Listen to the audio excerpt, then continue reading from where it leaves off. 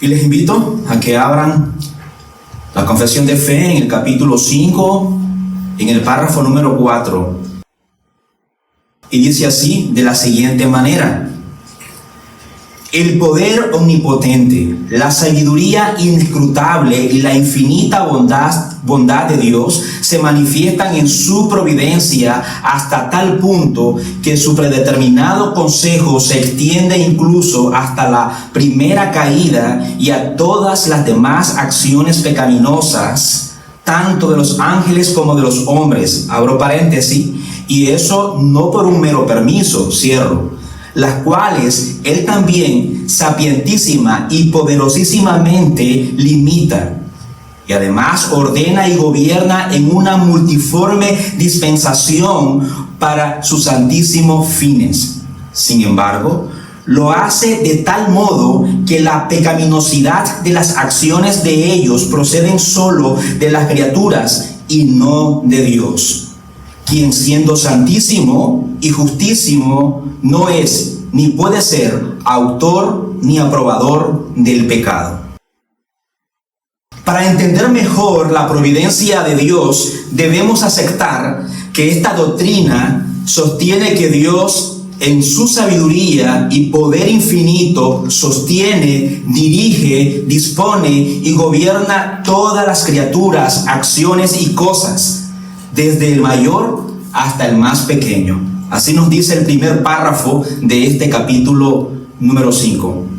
Asimismo, la providencia de Dios implica no solo su conocimiento y poder, sino también su infinita bondad y sabiduría. De modo que todo lo que sucede en el universo está bajo su control soberano y sirve para cumplir sus santos y perfectos propósitos. Esta doctrina se revela claramente en las Escrituras y nos muestra que nada ocurre por azar o fuera del plan de Dios. En todo, desde la creación hasta la redención y más allá, vemos la mano providencial de Dios obrando para su gloria y el bien de su pueblo. Hace poco tuve una vivencia que me recordó esta verdad profunda sobre la providencia de Dios. Estaba en casa intentando armar un mueble nuevo, de esos que vienen con instrucciones complicadas. Y admito que tengo la tendencia de pensar que puedo hacerlo sin leer cada detalle del manual.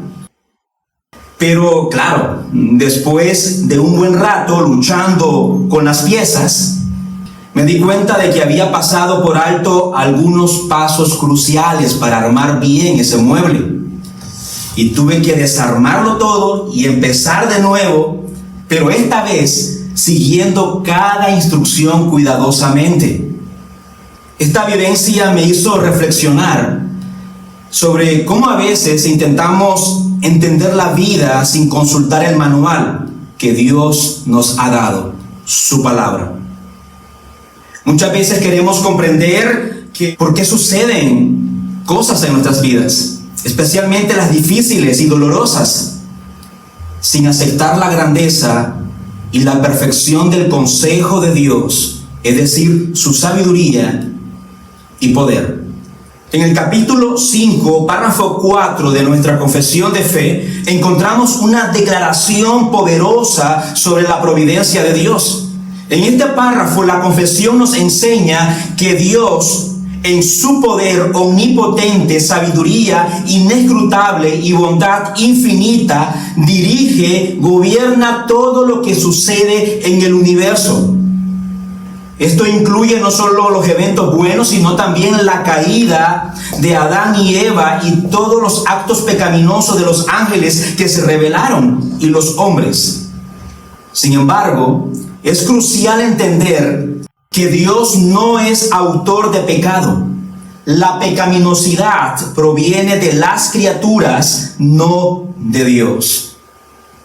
También es importante resaltar que la confesión rechaza la idea de que Dios simplemente permite el mal pasivamente. En cambio, Dios limita y gobierna el mal de manera sabia y poderosa, de manera que el hombre no pueda hacer todo lo malo y terrible que podría llegar a ser. Esto significa que aunque el pecado ocurre, porque es una realidad, no está fuera del control de Dios. Él lo gobierna para sus santos fines.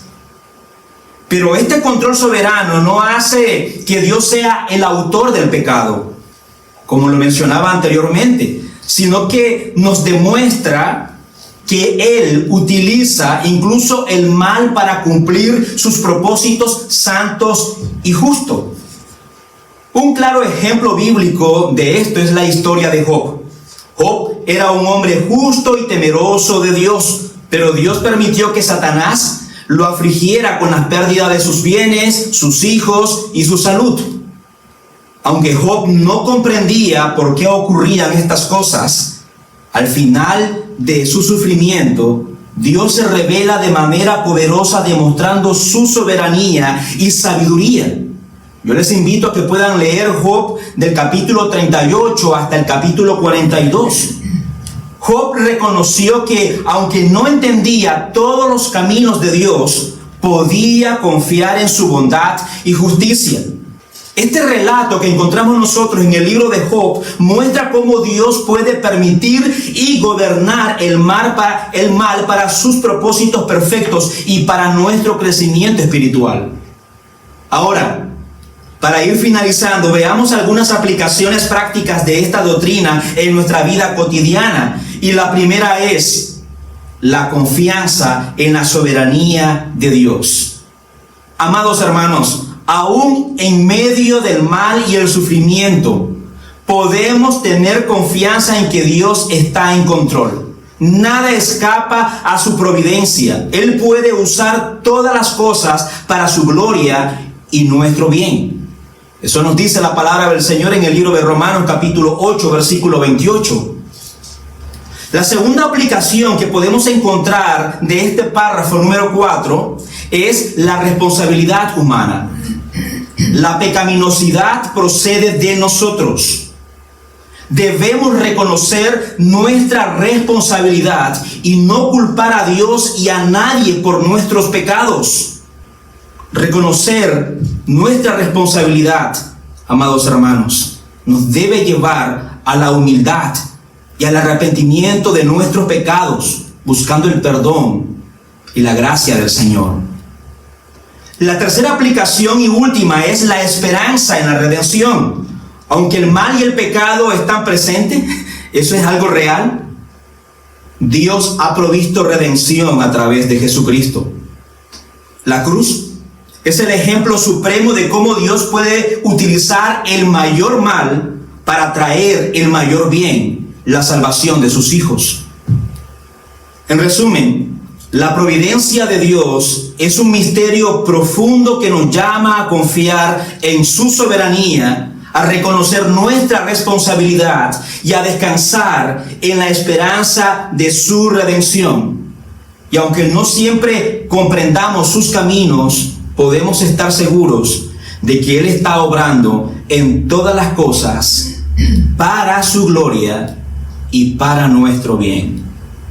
Esto confesamos y creemos como iglesia. Dios te bendiga.